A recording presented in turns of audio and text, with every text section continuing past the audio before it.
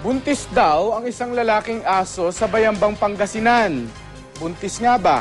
Makibalita tayo kay CJ Turida ng GMA Dagupan.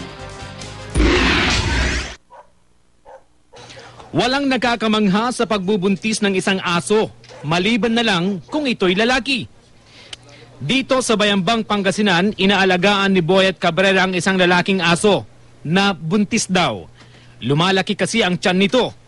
Nahipo mo na rin? Meron, gumagalaw din. Ilan yung anak niya? Hindi ko alam pa kung ano.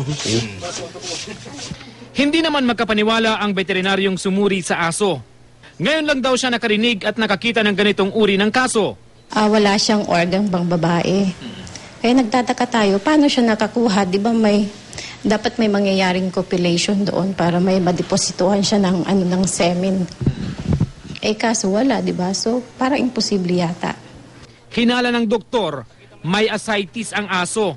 Ito ang kondisyon kung saan lumalaki ang tiyan ng tao o hayop dahil sa naiipong tubig sa tiyan.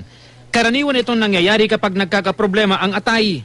Kasi parang nakita ko doon, malaki ang tiyan. Parang may case ng parang ascites, ganun. Parang lumalaki ang tiyan, yung parang may tubig-tubig ang tiyan niya. Inirekomenda ng doktor na isailalim sa ultrasound ang aso para matukoy ang dahilan ng paglaki ng tiyan nito.